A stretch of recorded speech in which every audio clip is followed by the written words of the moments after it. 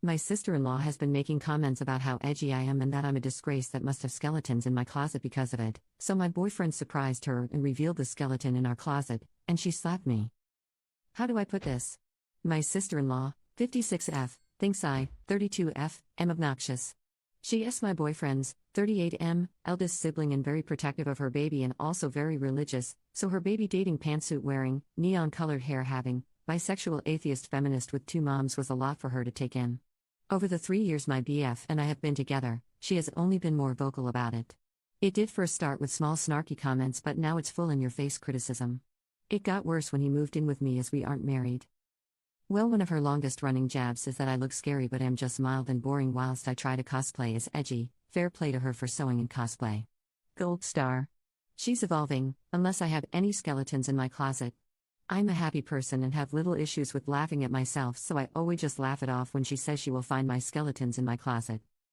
It was my birthday recently, so we have everyone over, and when my BF went out for decorations he returned with a plastic skeleton and held it up, with that "we're so immature but you're in, right?" look on his face and said, "You thinking what I'm thinking?" And fudge me, I was. This cheeky jerk was giving me an offer I couldn't refuse, and I laughed and said, "You son of Sith, I'm effing in," so we set the trap. Well, surely enough, Sil was busy telling anyone who would listen that we're unmarried, sleeping in the same bed, I smoke weed, she could smell it. The usual, and I ignored her, and then she went on about me cosplaying as edgy and not being an authentic person, and someday she will find my skeletons in my closet. My BF started to laugh and I said, "Oh, you didn't notice?" And walked her to our coat closet near the front door and opened it. There was Skeletor the skeleton propped up against the corner. We had a good laugh and my Bill said, "Fudging hell, you finally found it," and when I turned to her, it went from a good-natured laugh to a nightmare. She was red in the face, silent, and crying. She slapped me and left without a word. I was stunned by the slap and not even prepared to deal with stepmother-in-law who asked me if I was happy mocking the woman who raised my BF and that I'm such a disrespectful butt, but this was a new low. She and a few others started telling me how much trash I was for embarrassing Sil and mocking her in front of everyone. The party naturally died from the party foul wounds and was DOA, so most everyone left within THR hour. BF has been trying to cheer me up and took me to see Deadpool and got me takeaway so we can binge watch our show and veg out, but Sil texted me a paragraph about how she's tried with me but I am determined to be a morally corrupt violation of her family and she is devastated that I hate her enough to make a mockery of her.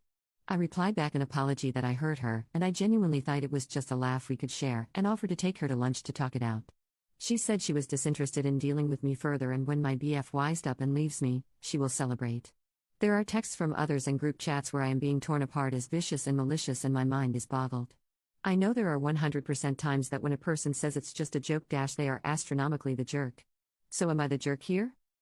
Update 1. Facebook is such a pain. Sil took to social media and made a post and tagged me.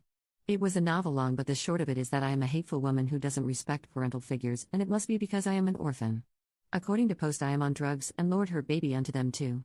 I've turned him against God and his family. My man damn near blew the lid off our home when he saw it, as he is on FB more than me. He called her and demanded he take it down. The damage was pretty much done.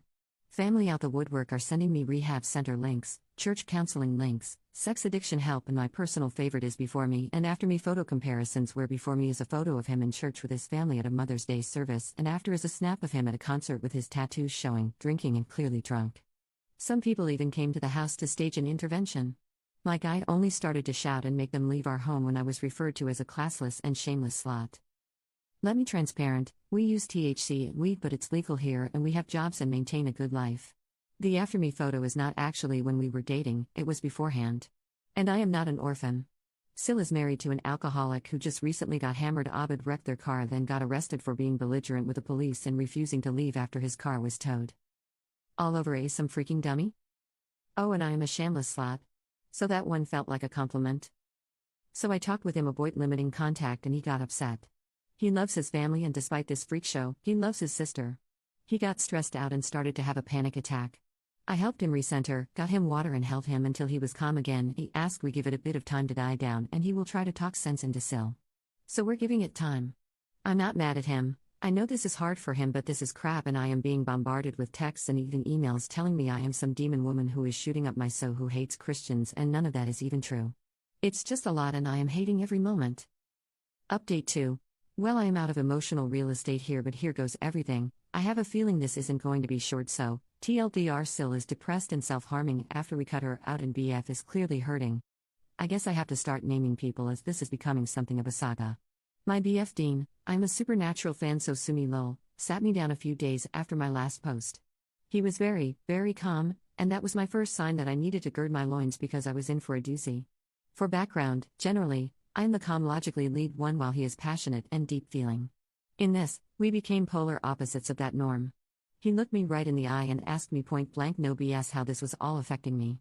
Every time he would ask before, I just couldn't bring myself to tell him how upsetting it all was, since I was the put together one all the time, but this time, because he was so calm and direct, I just broke down.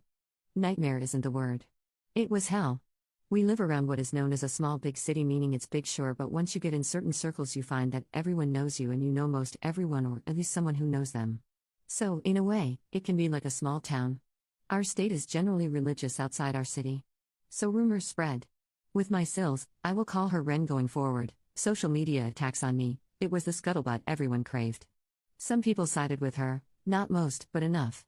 I was getting dirty looks, rude treatment. My hairstylist is their cousin and she told me she can't work on my hair anymore until this is resolved, as she was getting pressure from the family, i.e. Ren and stepmeal Penny.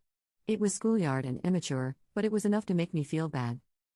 I got done saying all this to Dean, and he said, okay then, we will block them. So matter of fact. I knew it costs a hard thing to decide on for him, as he loves the life out of his family and they are Hiu world, so I pushed back at the idea, saying as much and that I could never stand in the way of him and his whole family. I started to cry harder, and he had to sit me down and get me some wine and water and blanket burrito, ed me and hugged me until I could talk again. I said I couldn't live with myself knowing I made him choose me over his family, and he said I hadn't made him, they did. We then started talking logistics because he wasn't budging. I was sad the whole time, because I am usually tough and have a don't give a bad attitude, but he is so close to them and I am not overly close with most of my own family. I hated taking something so rare and beautiful away from him, my fault or no. We cut them off. Blocked almost everyone after sending a text what was happening and why. And worse, it was Ren's birthday party the next day. I took my guy to a festival happening in the city so he wouldn't have to think about it, and we were out until 2 or 3 the next morning. When we got home, our neighbor said we had a lot of people coming to knock on our door. 1 or 2 at a time. And a couple then asked our neighbors if we were home. Later, when I was making lunch, the police came by for a wellness check. They said his mother is concerned about him. Him. Not me. Just him.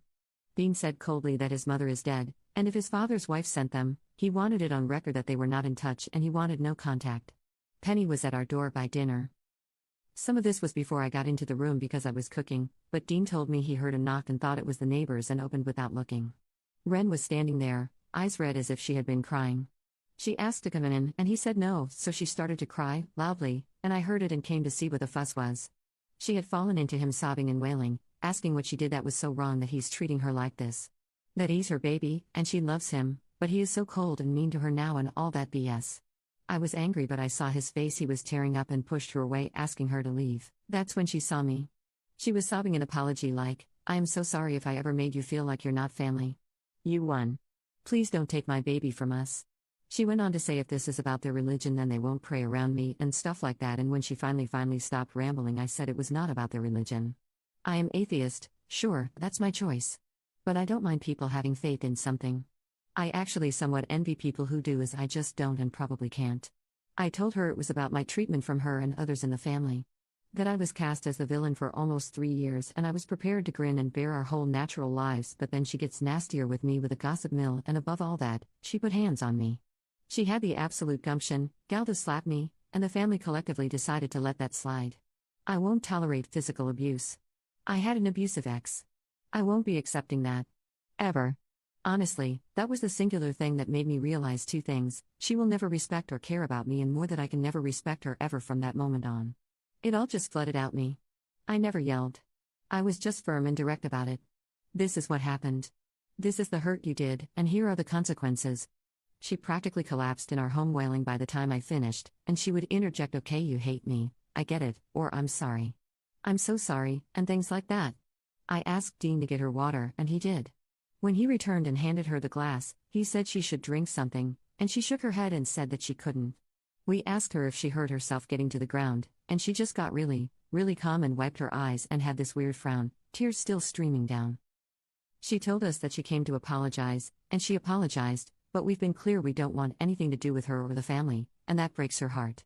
She can't eat or drink anymore because life is not worth living knowing Dean hates her. Dean shook his head but said nothing other than don't mistreat yourself like that. That's not fair. Then she just walked through the door and said that I won, he's mine, and to please take care of him for her. The moment the door closed, Dean started to cry. I tried to comfort him, but he pulled away. He said he isn't mad at me or anything, but that was just a lot, and he feels like trash. He told me he knew she was being manipulative, but he almost wanted to take her apology because it's just been so hard, and she will spin this somehow to make us look as callous and hateful as possible, and his father would be ashamed of him. A week goes by, and Dean has cheered up a bit. He apologized to me for crying, to which I said he never has to apologize to me for his feelings or crying or anything like that, and that I am proud of him for being rational in an entirely irrational moment. He is making friends and picking up hobbies where family events would be like instead of Mass and Sunday dinner. He goes to shoot hoops with a community group, he signed up for a patch on the community garden, and he's been taking the time he would usually take to hang out with Penny and help around the house to volunteer at the animal shelter down the way from our home. He came home this past Monday in a bad mood. He was honest that he was upset and would be bad company, so he needed space, so I obliged and went out with a friend. When I came home, he asked me to sit down and said he logged into social media, and a friend messaged him a post that Penny made about Ren asking for prayers. Ren was severely depressed and had quit doing much of anything according to the post, and she was suffering from the heartbreak of her life, but they didn't explain what that was. This friend of Dean's comment if there's anything we can all do, and Penny replied pray and nothing more. Yesterday rolls around and Bill Teddy calls, he's not blocked or cut off because he's been having our backs, to tell us Ren is in the hospital as she tried to take all of her meds at once. She's been asking for Dean. I told him that she's in the hospital, and he can go to her if she wants, and I even will go with him or not depending on what he tells me he needed, but he refused to go.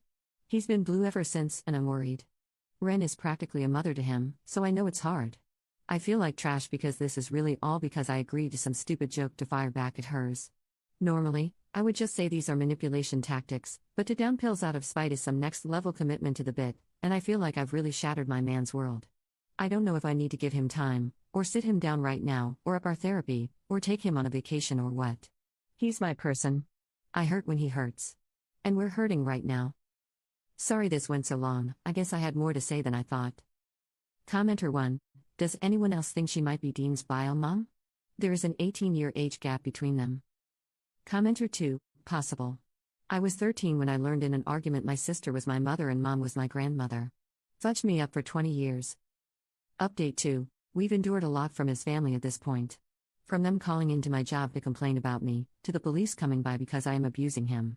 I won't make this another War and Peace manuscript by typing all that happened out, but it's been a lot. Dean got a job elsewhere in the state. It's been a roller coaster for him. We talked it out and he accepted. He doesn't want to be near family anymore. Well, that Medusa of a woman found out and Teddy told us she's throwing a fit. So I just knew she would come around soon. I told Dean this and he looked at me and said, "You think so?" And I said, "I know so." So he came home that next day with more skeletons. They are propped up around the porch, in the yard, and next to the garage. They have names. He named them. Boney Stark, Meryl Monroe, Tibia Turner, he's given them backstories. The man has lost his mind, lol. Sure enough, she showed up. We have a ring cam now, so we both got alerts and saw her coming. He got up and said he would take care of it, so I just watched the cam and stayed in bed. He tells her to leave and she demanded to know why he was moving. She was blaming it on me, making it seem like I bullied him into the job and he needs to come to his senses and leave me. He refused. So she slapped him. Twice. Then started to cuss at him, hitting him with her fists, and he backed up and pushed her away. Then she falls and starts to scream that he's hit her and that he's a monster and she's calling for help. She woke up the whole neighborhood with her BS. Dean was doing his best to stay calm but opened the door and told me to call the police. And I watched her smugly say that if he dares, she will tell them that he and I attacked her. And shows him her arm, and says she had the injuries, and no one will believe him. He just stared at her and went inside. She went nuts and threw Boney Stark into the rosebushes. Then, she sat on our porch just chilling until the police arrived. She threw on the waterworks the moment the cop car pulled in. She actually had gotten out of the chair meant for Boney, lay down on the stairs and started to cry. Police sorted this pretty quickly because as Oscar-worthy of a performance she gave, we had footage. It was my turn to be smug. I cast it on our large TV for all to see. She cussed me out saying I was a batch and a loser, a harpy who charmed her baby and lunged for me. Dean got in the way and told her to get the F out of our house and that she's disgusting and manipulative. He then said, "I'm not your baby. And you know what? Thank you. Thank you for showing me who you are. Now I can't wait to get away from you. Good job. I think she figured it all out in that moment because this time when she cried, I believed her. She just sobbed and the cops took her outside. We had her legally removed and put in a request for a restraining order. We currently have a temporary one for the case to be reviewed, but it expires after we move, so now we are just being careful about our information. Dean was really sad the first few days but now is excited. He keeps talking about the city we are moving to. It's very fun, odd, and has a lot of live music and events. I know he will mourn it once it catches up with him, and he's keeping busy to not think about it too much, but it is good to see him smile. I miss that. The family tried harassing us, but he would forward the footage and tell them if they don't want him to go fully NC to cut it out and keep her under control. Sometimes it makes him cry and other times it just makes him mad. I've asked if he wanted me to take over some of this and he says no. He just wants us to ride this out, pack up, and get settled in the city. Oh, and the skeletons are coming with us. Update 3. Turns out when you threaten to go no contact and follow through, tunes change. Sil can't contact us due to a restraining order, so she tried to lean on other members of the family. No one really buckled under that pressure aside from a stray mishap here or there, but we would be quick to block. Dean has been very protective since everything happened and we've since moved, and yes, we brought the skeletons and we have more now. It was fine all until Smeel contacted me directly asking me not to talk to Dean yet, but she is worried this has gone on too long.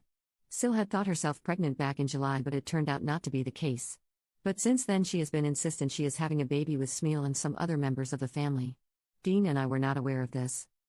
Sil then, according to Smeel, accidentally called Dean her son in front of the extended family after we moved. This has put it in her head that this might be possible.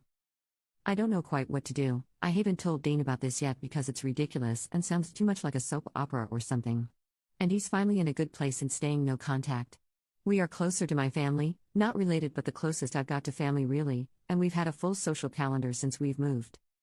I told a friend about this and she says I have to talk to Dean about this so he's not blindsided later, and I would normally agree, but I hate that this woman has been on our minds so much of the time all the time and don't want her to continue to ruin what we have. I'm going myself the weekend to figure out if I will tell him or not. In the meantime, I got him a new skeleton named Manfred from his favorite video game, hopefully to keep things light. Update 4. So Dean and I have moved. I started a new job here and Dean's been thriving in his. Since my last post it's been pretty quiet. I told Dean about the weird slip-up his sister said calling him her son. He didn't really react at all at first. About a month later, as we are moving, he packs our files and important documents and he went through them. He asked me if I thought it was possible and I just said I didn't really know. We made the conclusion over time that it could be true and it could simply not be true. By either way, the woman he calls his mother remains just that and he keeps her memory. Whatever his sister is biologically doesn't matter. He's cut off most of his family, and we've started to build a life here in our new city. Teddy visits sometimes, but it's mostly just me and Dean. We recently got engaged after we adopted a dog and he joked that now that we have a child, I should make an honest man out of him. It's a lot happening, but after we had our fun with skeletons at our new place, we literally dressed them for every odd holiday or legit holiday, doesn't matter to us, and added some wolf name tags and costumes. It's safe to say this is just tradition now. Last month, Teddy told us that Dean's sister punched their stepmother in the face. We don't know why, but we do know charges are being pressed. I guess it's good we got away when we did. So I guess this is my last update. Thanks for letting me vent about this insanity. Send me any ideas you have for skeleton names. We have more in the basement but don't have names for them.